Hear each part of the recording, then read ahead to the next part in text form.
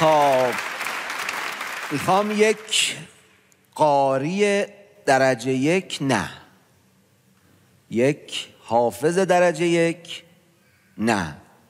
کیو میخوام دعوت کنم؟ قاری درجه 2. ما مگه قاری درجه 2 هم دعوت میکنیم آقا؟ قبل از یک محفل جای یک کار. میخوام از یک پاکبان نازنین و شرافتمند دعوت کنم. من که به احترامش نیستم، شما رو نمیدونم، تشویق کنید به افتخار همه پاکبانای این سرزمین.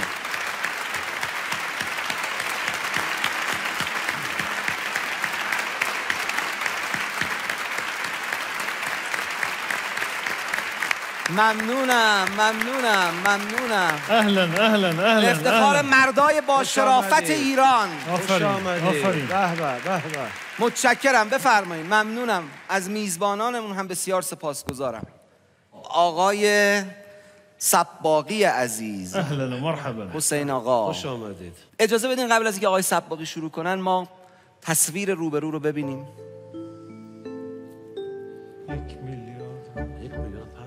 1 میلیارد پس داد. 1 میلیون مژدگان. آقای سباقی شما برگرد ببین پشت سرتو. آفرین.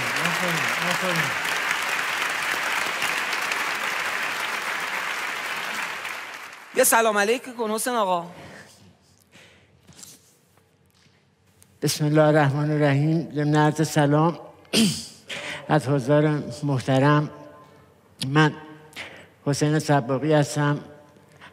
54 سالمه، ساکن کاشان، متولد تهران، ساکن کاشان. یک جزء کوچیک از خدمتگزارای پاکبانی شهرداری کاشان. خدا حفظت. اهلا و مرحبا. خدا حفظت. اهلا. به. جمال تو عشق بچه ترمون. خیلی خوش آمدی. خیلی خوش آمدی. خب قصه رو برامون بگو آقای حسین آقا. من حدود 2-3 ماه بود که مشغول به کار شدم. پنجشنبه بود، ساعت 2 صبح.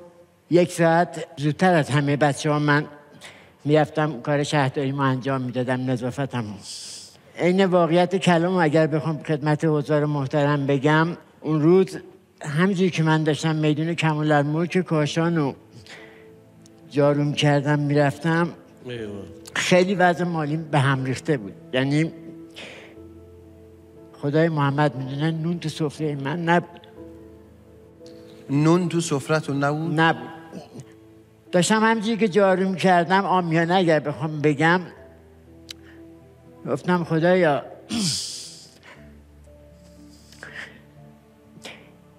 ساعت 2 صبح همه خوابن، من نظافت میکنم و همکارای من، حالا من دیده میشیم ما، تو میبینی من آبرو دارم، کمکم کن. کاشونیا به جوب میگن باغچه، برعکس تهرانیا باغچه رو اینجا میگن جوب. همینجوری که داشتم تمیز میکردم، یه بسته به اصطلاح حاوی مدارک تراول چک و چک پول، چکای رمزدار پیدا کردم و شاید باورتون نشه، عین کلام به واقعیت، ما یه سطل داریم، گاری بهش میگن، یه جاروی فراشی، یه جاروی کوچیک، یه خاکنداز. انداختم داخل و شروع کردم جارو کردن. ما 10 دقیقه وقت صبحونه داریم.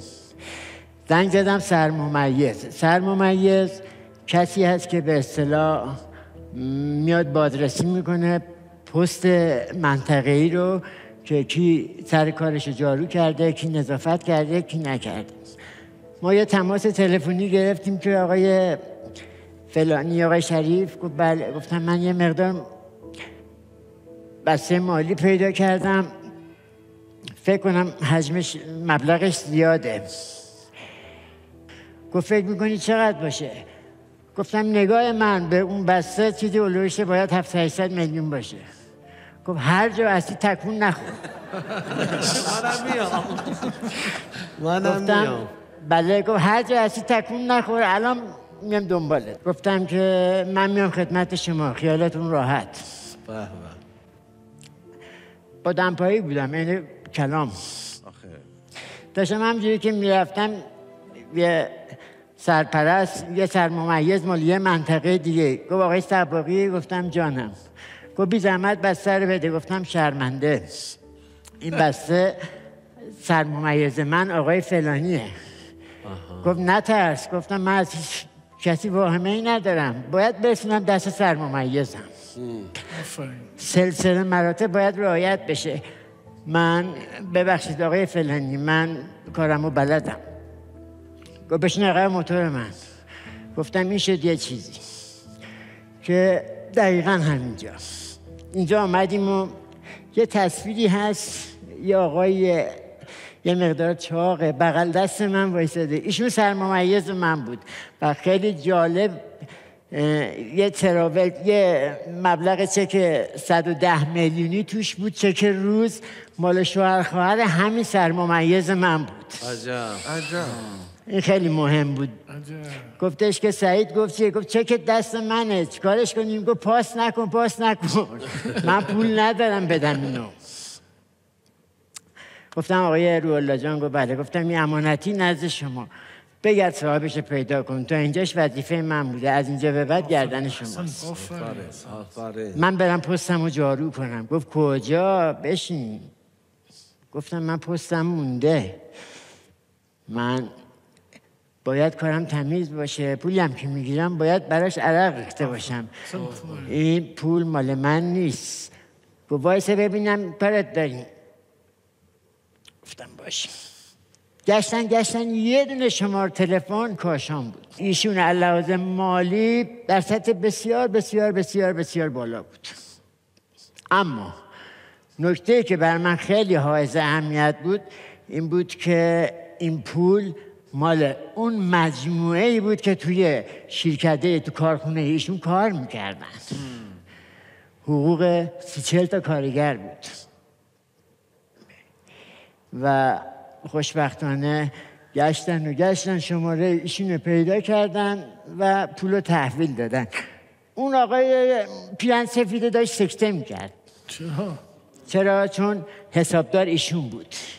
و ایشون هم راننده داده حسابدار است. خود حاجی حسن تو این برنامه اصلا نیست. صاحب حاجی اصلا خودش تو این برنامه خودش نیومد، اصلا رانندش رو فرستاد. اصلا شما هم دعوت نکرد اونجا. آره جان، شما هم دعوت نکرد اونجا.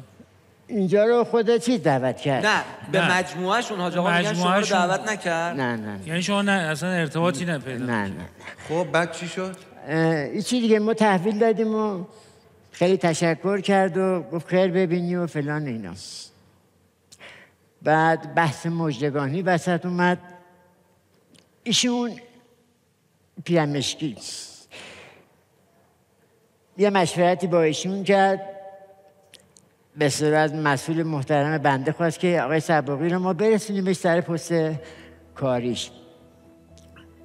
1 میلیون تومان به من بچه نقد داد و قبل از که این پول رو من تحویل بگیرم تماس گرفتم با سرممیز که آقای فلانی گفت بله. گفتم که آقایون محبت کردن، میخوان که در قبال 1 میلیارد 1 میلیون تومان به من مژدگانی بدن. اجازه هست بگیرم؟ مرحبا.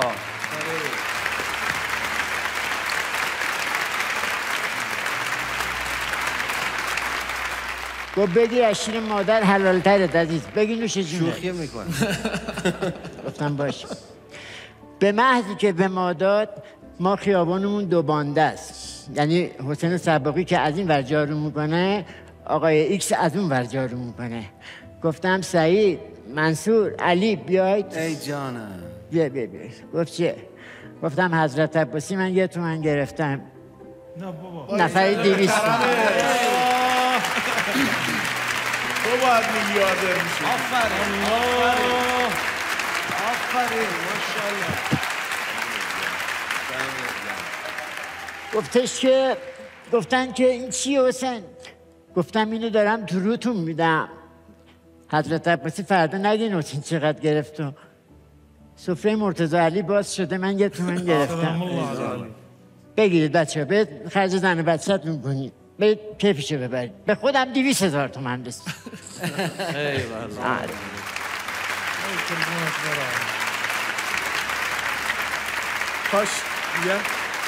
کاش حسین میلیاردر بود. کاش حسین میلیاردر گفت کرمداران عالم را درم نیست، درمداران عالم را کرم نیست. آره. یه نکته مهم آره سالات بیاندوان از این امانت داریه. من یه مختصری بگم. ببینید جزء ویژگی‌های مؤمن، اون بسته‌ای که تو سوره مؤمنون با قد افلح المؤمنون الذین هم فی صلاتهم خاشعون الی آخرش یه جایش اینه والذین هم لاماناتهم و عهدهم راعون، کسایی که عهد رو امانت رو مراعات میکنن و نگه میدارن. بسم الله الرحمن الرحیم یا رحمان یا رحیم یا رحمان یا رحیم والذین هم لأماناتهم وعهدهم راعون.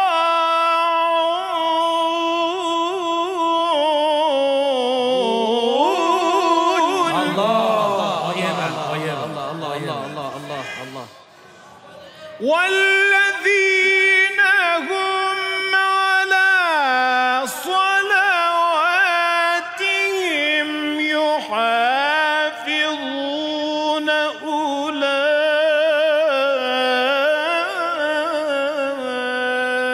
هم الوارثون.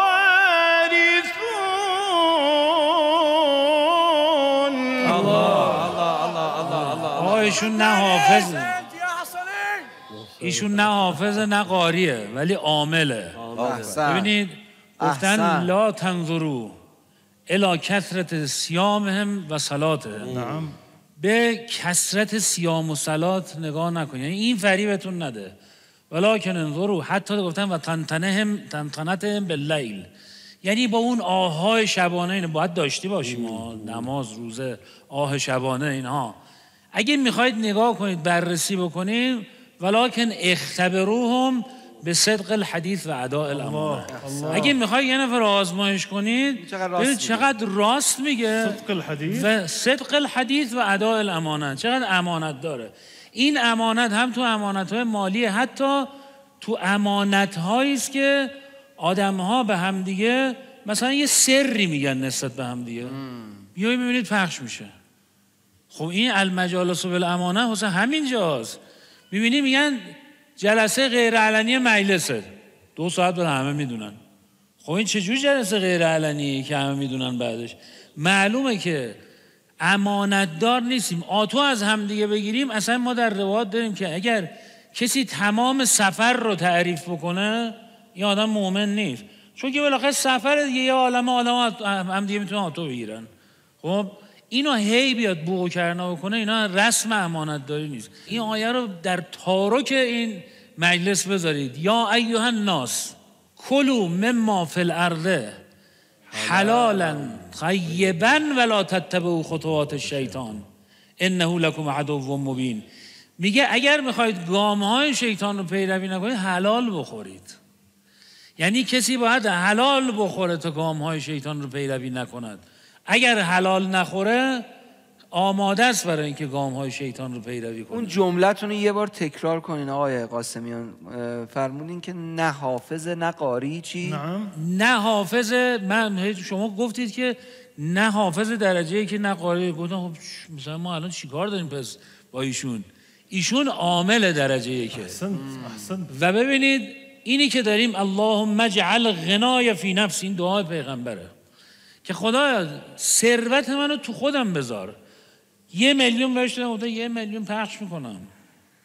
اون 1 میلیارد گرفته ولی غنای نفس نداره، ولی ایشون غنای نفس. یعنی عمل ما همینو میخوایم. گوهری که از صدف کون و مکان بیرون بود، طلب از گمشدگان لب دریا. 1 میلیارد کم پولی نیست تو این زمونه برای کسی که جا خوابش توی مسجد، توی انباری یک مسجد. حقوقت مایی چقدره حسین جان؟ مایی 11 میلیون و 500.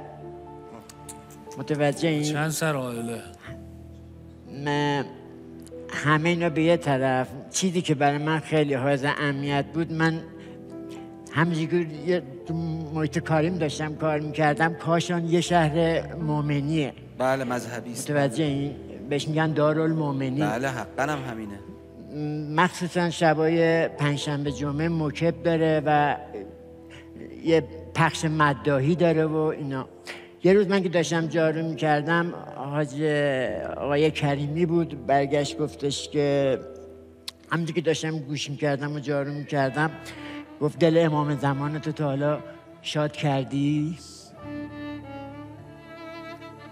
اینجاست که نکته که داشتم بهتون میگفتم. من خدا توفیق کنه از مدخل کاشان پیاده فرداش رو افتادم رفتم جمع کردم. ای جان ایوه آفرین. والذين تبوأوا الدار والإيمان من قبلهم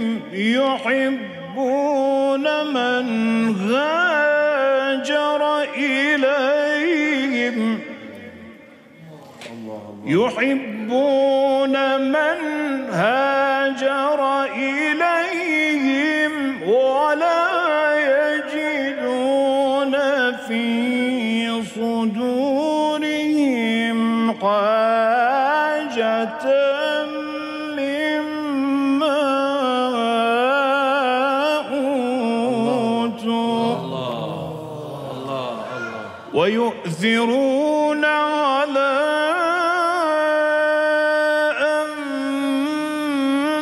أنفسهم ولو كان بهم خصاصة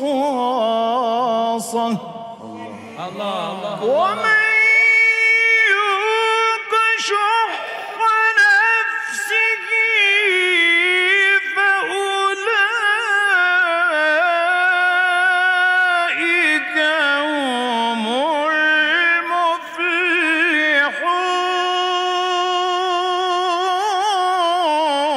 المفلحون. احسنت. حسین جان، الگوی شما در زندگی چه کسی هست حسین جان؟ من همه حرفمو تو 2 جمله میگم. وقتی پیاده بلند شدم رفتم جمع کردن، میگن مومن کیسه. باریکالله احسنت. گفتم که تو صحنش بودم، اصلا تو صحنش. گفتم آقا جان قربونت برم، اومدم یه خواهشی ازت بکنم. 53-54 سالمه، ازت میخوام منو بچه کنی. چرا بچه؟ میگن حرف راست میخوای بشنوی، از دهن بچه بشنوی. بله. بچه ها این که میگم قرآن ناطقاً راسته. معامله خوبی من کردم، گفتم تا زندم هیچ موقع دلتو نمیشکنی. دلشم شادم کردی. آفرین. هیچ موقع کاری نمی کنم که بگن تو چیکار کردی برای مهدی فاطمت. ای جان من که علامه مجلسی نیستم، من که خدا رحمت کنه سردار سلیمانی نیستم، من حسینم، حسین سباقی هم، یه فرد عادی ولی عاشقتم آقا. راشو بلد نبودم، خیلی خیلی خیلی خیلی عنایت کردی، منو بچه کن. تا زندم دروغ نمیگم، حتی اگر به مردن من ختم بشه. من با تمام وجود دارم میگم، من اعتیاد داشتم ولی پولو پس دادم. میدونید برای چی؟ برای اینکه عهد بین من و خدا آقام بود. آفرین. همین سوال بنده بود. ماشاءالله. اون باید عنایت کنه و خوشحالم که دلش شاد کردم، مطمئنم شاد کردم. 12 سال دروغ نگفتم و نمیگم، 12 سال نگاه به نامحرم نکردم و نمیکنم. تنها چیزی رو که مطمئنم دل آقام میلرزه اینه که میگه ای زن از فاطمه به تو این گونه خطاب است: بهترین زینت زن حفظ اجاب. آفرین. حسین جان بیا اینجا. الگوی همه ما پیامبر بزرگوار بچم ری زرد من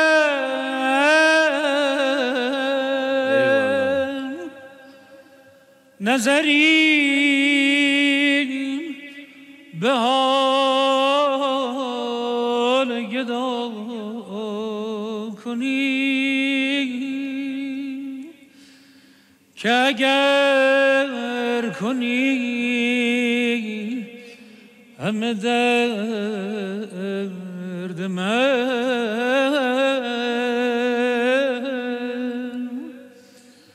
یکی نزار دوا کنی. تو شهی کشور جان تو را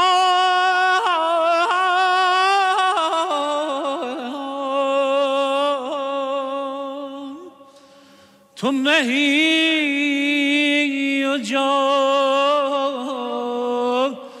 جهان تو را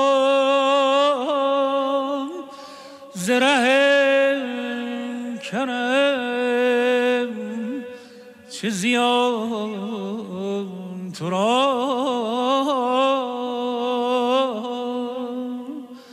نظری به حال گدا کنی. آقا رسالت من حالا یه فرقی که با عزیزم دیدم، من نزدیک های کاشان روستام، خب راستش به من خیلی برخورد.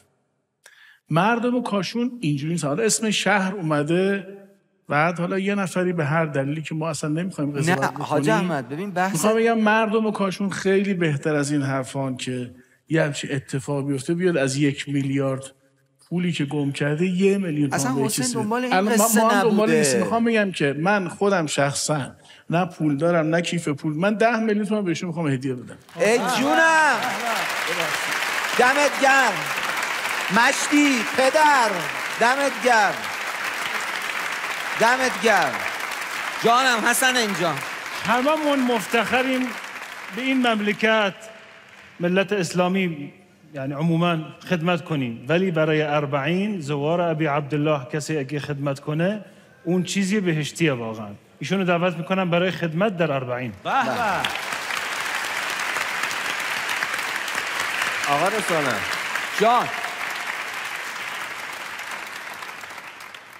من نمیدونم به این حسین جان عزیز چی بگم، واقعا چجوری تشکر کنم. یعنی فکر میکنم زبان حال همه این جمع باشه، نمیدونیم چجوری تشکر کنیم، چجوری وصف کنیم این حرکتشو. منم یک مشهد ویژه، حالا خودش و خانواده‌اش مشهد به قول شما خوب عالی، منم نوکرش هم هستم. ایوالله دمت گرم. آقا ایشون که من قول دادم به امام زمان که هیچ وقت به اصطلاح کاری نکنم که برای ایشون بد بشه، در صورتی که کاری که کرده آبروی هم کشور ماست، هم مردم ماست و هم آبروی شیعه است. الگو شده. بله. آقا جون چی فرمودی شما؟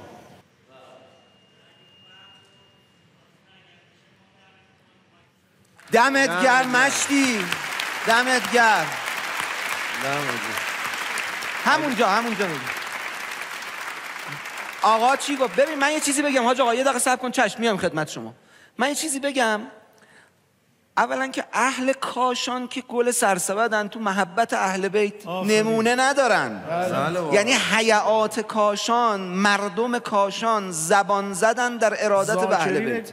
ذاکرین. من کلی رفیق تو کاشان دارم، هممون همینطوری. این اتفاق هر جایی میتونست بیفته. شاید هم افتاده. اصلا ربطی به خطه نداره. هیچ ربطی به خطه نداره. تو تهرون خود ما هم خیلی ممکنه این اتفاق بیفته. ربطی به اون خطه نداره. ضمن اینکه اینو بگم، کاشونیا یه ویژگی خیلی بارز دارن، اونم شیرین بودن و مهمون نوازیشونه به افتخار اهل کاشان. آقا گفتن که من اهل فین کاشانم، 10 میلیون تومان میخوام به حسین جان هدیه کنم. آقا حاج آقا شما چی میفرمایید؟ به نیت شهید قرآن شهید امرالله رضایی دوست داشتن یک دستگاه LCD 40 اینچ دوست داشتن هزینه کن. بدین منت. دم شما گرم، دم شما گرم. آقا خدا شاهده به این ماه مبارک هیچ کدوم از اینا هماهنگ شده نبودا. جرقه از اینجا شروع، یعنی خود حاج احمد همینطور، حسنین همینطور، حامد همینطور، این دو عزیزمون همینطور. اصلا ما دایی تا 2 دقیقه قبل میدونستیم همچین مهمونی داریم. تموم شد و رفت. من اینو بگم، ایران سرزمینی پر از مردانی مثل حسینه. درسته ما تو روز ممکنه اتفاقات و حوادث تلخ و حتی بزه و حوادث ناگوار زیاد بشنویم، اما ایران رو با این مرام میشناسن، نه با اون اتفاقات. ایران رو با مرام حسینا میشناسن. نه نمیشه. نه به قرآن عزیزم، آفرین. عزیزم پاک